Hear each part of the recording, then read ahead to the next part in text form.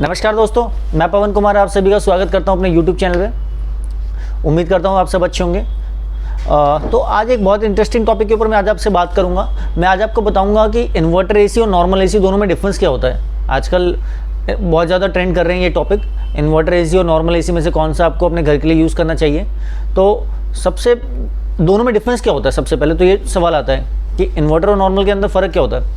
फ़र्क ये होता है सबसे बड़ा कि इन्वर्टर एसी के अंदर जो कंप्रेसर यूज़ होता है और जो मोटर यूज़ होती है वो होता है वेरिएबल स्पीड का, जिसमें जो कि डीसी करंट पर चलता है। और डीसी करंट पर चलने की वजह से वो उतना ही इलेक्ट्रिसिटी कंज्यूम करता है जितना आपके रूम को रिक्वायरमेंट होता है, उसके अकॉर्डिंग अपने स्पीड को वेरी करता है। मान लीजिए अगर आपने डेटन का एसी लगाया हो घर पे और आपके घर की रिक्वायरमेंट अगर डेटन से 1.6 भी जाता है तब भी वो कैपेबल है अपनी कूलिंग कैपेसिटी को थोड़ा सा और इंक्रीज़ करने के लिए। और जैसे ही आपका रूम ठंडा होता है तो वही डेटन का एसी आपका 1.25 टन, 1 टन, फिर 0.25 टन, आधा टन, मतलब अंदर कूलिंग मेंटेन रखता है। जितना ज़्यादा मेंटेन रखेगा उतना कम टन यूज़ करेगा और उतनी कम इलेक्ट्रिसिटी कंज्यूम करेगा। दूसरा एसी आता है आपका नॉन इन्वर्टर एसी, जिसे कहते हैं fix speed AC. Fix speed AC में क्या होता है, उसका जो कंप्रेसर और जो मोटर लगा होता है वो एक ही स्पीड से चलता रहता है। एक ही स्पीड से चलने की वजह से होता क्या, कंप्रेसर एक ही स्पीड से लगातार ज़्यादा चलता रहता है और एक ही स्पीड से फैन मोटर चलता रहता है। तो उससे क्या होता है, उससे आपका इलेक्ट्रिसिटी कंजप्शन थोड़ा सा हाई रहता है, बिकॉज अगर रूम उसने ठंडा भी कर दिया तब भी वो एक ही स्पीड से चलता रहेगा। और उस कंडीशन में तो जो मान लीजिए जैसे टेम्परेचर आप लेट्स सपोज अगर आप गाड़ी चलाते हैं, आप एक डेस्टिनेशन से दूसरे डेस्टिनेशन के ऊपर चलाते हो, तो इन्वर्टर का जो कॉन्सेप्ट होता है वो नॉन स्टॉप चलना होता है। धीरे मान लीजिए आप दिल्ली से मुंबई का ट्रैवल कर रहे हैं, रास्ते में आपको बहुत सारा ट्रैफिक मिलता है, बहुत सारा रेड लाइट मिलता है, तो उस कंडीशन में क्या होता है आपकी गाड़ी रुक रुक के चलती है, मतलब चलती है, रुकती है, फिर चलती है, फिर रुकती है। उस सीक्वेंस में क्या होता है आपका पेट्रोल भी ज़्यादा वेस्ट होता है, टाइम भी ज़्यादा वेस्ट होता है। और यही अगर आप यहाँ से दिल्ली से मुंबई अगर आप जाते हो नॉन स्टॉप अगर आपको जाने के लिए कहें, तो उस सिचुएशन में क्या होता है आपका इलेक्ट्रिसिटी फ्यूल भी कम यूज़ होगा, आपका टाइम भी कम यूज़ होगा और आपकी एनर्जी भी सेव होती है। तो मेनली ये दोनों डिफरेंस हैं, एक होता है बंद चालू और एक होता है कंटिन्यूसली स्मूथली चलना, वो चीज़ होती है। तो दोनों में डिफरेंस ये है। अब दोनों में बेटर कौन सा है, अब दोनों में मान लीजिए अगर लेट्स सपोज आपने अपने ड्राइंग रूम में यूज़ करना है जहाँ पे आपका डाइनिंग भी साथ में है और किचन भी ओपन में है। अब आपने जो कैलकुलेट करा हुआ है टनेज, वो तो एरिया के हिसाब से कैलकुलेट करा हुआ है कि आपको इस एरिया के लिए कितने टन की रिक्वायरमेंट है। बट उस सिचुएशन में क्या होता है कि आपका ड्राइंग रूम, डाइनिंग और आपका किचन भी ओपन है, आप किचन ओपन है, साथ में आपका किचन का हीट भी आ रहा है। तो उस कंडीशन के अंदर आपका जो टनेज है आपने तो रूम के हिसाब से कैलकुलेट करा है, तो अगर आपने इन्वर्टर एसी लगाया हुआ है चलेगा वो भी, बट वो जो ओवर कैपेसिटी आपने एसी लगाया हुआ वो एक तरीके से अंडर कैपेसिटी हो जाएगा। तो जो आपको ठंडक 5-10 मिनट के अंदर महसूस हो रही है वो ठंडक आपको समझ लीजिए आधे घंटे तक भी महसूस होना मुश्किल है। और यही अगर आप नॉर्मल एसी लगा रहे हो सेम सिचुएशन के अंदर, तो नॉर्मल एसी में क्या होता है एक ही स्पीड से कंप्रेसर चलता है, एक ही स्पीड से मोटर चल रही है, तो जो आपको एयर फ्लो मेंटेन रहता है फिक्स स्पीड के अंदर वो आपका इन्वर्टर के अंदर नहीं रहता है। क्योंकि इन्वर्टर के अंदर एक टेक्नोलॉजी है, एक सेंसर लगा हुआ है इंडोर के अंदर, जो अंदर वाला यूनिट होता है उसके अंदर एक सेंसर लगा हुआ है जो कि सेंस करता है। जब वो सेंस करेगा कि मान लीजिए आपने यहाँ पे लगाया हुआ है और वो जब सेंस करेगा कि उसने आसपास का एरिया ठंडा कर दिया, तो वो क्या करेगा कंप्रेसर और मोटर की स्पीड को कम कर देगा।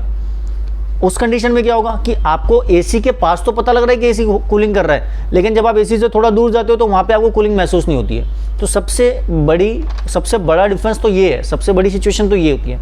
और यही अगर आप नॉर्मल एसी लगा रहे हो तो चाहे वो आप आधा घंटा चलाओ, 1 घंटा चलाओ, 2 घंटा चलाओ, तो वो दोनों कंडीशन में आपको सेम फ्लो देता है। तो इसलिए जो कूलिंग आपको यहाँ महसूस हो रही है तो थोड़ी और दूर तक आपको सेम वही कूलिंग महसूस हो रही होती है। सबसे बड़ा मेजर डिफरेंस तो दोनों में ही है। अब दोनों में बात करें प्राइस की, तो प्राइस वाइज अगर आप देखते हो तो इन्वर्टर एसी थोड़ा सा कॉस्टली होता है, नॉर्मल एसी थोड़ा सा सस्ता होता है।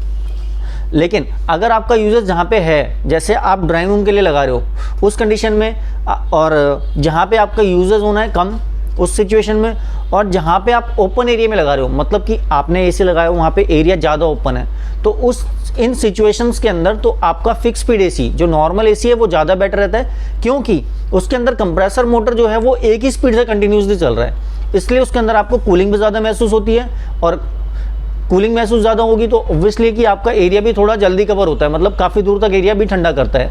इन्वर्टर में ये चीज़ नहीं रहेगा। इन्वर्टर में आप इनिशियली कॉस्ट भी ज़्यादा दे रहे हो और अगर आपका यूजेस नहीं है तो फिर आप वो पैसा भी वेस्ट है, क्योंकि वो रिकवर आप नहीं कर पाते हैं। जब इतना यूज़ ही नहीं है, घंटे 2 घंटे आपने वहाँ पे एसी चलाना है तो यूज़ नहीं है, तो आप उसको रिकवर भी नहीं कर पाएंगे। सेकंड थिंग, अगर आपने ओपन एरिया में लगाया हुआ है तो यहाँ तो कूलिंग आ रही है बट आगे कूलिंग नहीं आ रही। नॉर्मल एसी तो कंटिन्यूसली कंप्रेसर चलता रहेगा तो वो आगे भी उतना ही कूलिंग देता है। सिचुएशन ये रहता है। तो दोनों सिचुएशन में अगर आप देखा जाए तो अगर आप बेडरूम के लिए लगा रहे हो, जहाँ पे बेडरूम हो गया या फिर आपका कोई ऑफिस केबिन हो गया, जो चीज़ आपका बंद रहता है ज़्यादातर टाइम, क्योंकि कूलिंग वो मेंटेन रखेगा तभी वो कम इलेक्ट्रिसिटी कंज्यूम कर पाएगा। अगर आप बेडरूम में लगाते हो या किसी बंद जगह में लगाते हो तो वहाँ पे जो आप इलेक्ट्रिसिटी में डिफरेंस देखते हो तो वो नॉर्मल एसी के मुकाबले 40 to 50% का रहता है। और यही चीज़ अगर आप वहाँ पे नॉर्मल एसी लगाएंगे तो वहाँ पे इनिशियली कॉस्ट तो सेव हो जाती है, बट आगे जाके इलेक्ट्रिसिटी में डिफरेंस बहुत ज़्यादा, इलेक्ट्रिसिटी बहुत ज़्यादा महंगी है, इलेक्ट्रिसिटी में बहुत फ़र्क आ जाएगा। तो जहाँ पे आपका यूजेस ज़्यादा है और बंद रूम है वहाँ पे आप इन्वर्टर एसी लगाइए। जहाँ पे आपका यूजेस कम है या फिर ओपन एरिया में लगा रहे हैं आप, तो वहाँ पे आप नॉर्मल एसी लगाइए। वो आपका इनिशियली कॉस्ट भी सेव करेगा नॉर्मल एसी, और कूलिंग भी वहाँ पे आपको ज़्यादा देगा। इन्वर्टर एसी का जो बेसिकली काम होता है वो कंफर्ट कूलिंग देने का काम होता है। मान लीजिए आपने कुछ भी टेम्परेचर सेट करा हुआ है, XYZ, मान लीजिए 20 आपने टेम्परेचर सेट करा हुआ है, तो इन्वर्टर का जो टेम्परेचर चलता है वो 20, 19, 21, 20, 19, 21, मतलब 20 टेम्परेचर है, उससे 21 जा सकता है मैक्सिमम और मिनिमम 19 जा सकता है। तो वो एक ही टेम्परेचर को पकड़ के चलता है। और नॉर्मल में क्या होता है, वो जो 20 का टेम्परेचर है 20 से 22 भी जाएगा, 22 से फिर कम होगा तो 19, 18 पे आएगा, फिर दोबारा कंप्रेसर स्टार्ट होगा, मतलब कंप्रेसर स्टार्ट होगा 20 टेम्परेचर अचीव करेगा, फिर कंप्रेसर बंद हो जाएगा, फिर रूम का टेम्परेचर बढ़ेगा, कंप्रेसर स्टार्ट होगा 20 अचीव करेगा, फिर कंप्रेसर बंद होगा। तो वो इस सीक्वेंस पर चलता रहता है, इसलिए उसमें इलेक्ट्रिसिटी कंजप्शन थोड़ा सा ज़्यादा रहता है। लेकिन फिक्स स्पीड है, एक ही स्पीड से चलता रहता है, कंप्रेसर मोटर दोनों, इसलिए उसके अंदर कूलिंग ज़्यादा रहता है। तो सिचुएशन ये है कि अगर आप बेडरूम में लगाते हो या बंद रूम के लिए लगाते हो तो वहाँ पे आप इन्वर्टर एसी लगाइए। आज के डेट में इन्वर्टर हर कंपनी के पास सबसे ज़्यादा जो रेंज अवेलेबल होती है वो इन्वर्टर की अवेलेबल होती है। नॉर्मल एसी की बात करते हैं तो जहाँ पे आपका रूम ओपन एरिया है, ड्राइंग रूम है, जहाँ पे हीट ज़्यादा है, गर्म ज़्यादा होता है, तो उस सिचुएशन में फिर आप नॉर्मल एसी लगाइए, वो ज़्यादा कूलिंग करेगा, ज़्यादा बेटर रहेगा वहाँ के लिए। इलेक्ट्रिसिटी कंजप्शन थोड़ा सा हाई रहता है बट इनिशियली प्राइस भी उसका काफ़ी कम रहता है इन्वर्टर एसी के मुकाबले। उसमें हालांकि रेंज बहुत ज़्यादा नहीं होती है किसी भी कंपनी के पास, बट फिक्स स्पीड में बहुत ज़्यादा रेंज की ज़रूरत भी नहीं होती क्योंकि वो एक ही स्पीड से चलता रहता है, इसलिए। बाकी दोनों सिचुएशन मैंने बता दिया आपको किस सिचुएशन के लिए आपको कौन सा बेटर लेना चाहिए। अगर आपको कूलिंग ज़्यादा चाहिए किसी पर्टिकुलर एरिया की, आप चिलनेस वाली कूलिंग फील करना चाहते हो तो फिर उस सिचुएशन में फिर आप नॉर्मल एसी लगाइए।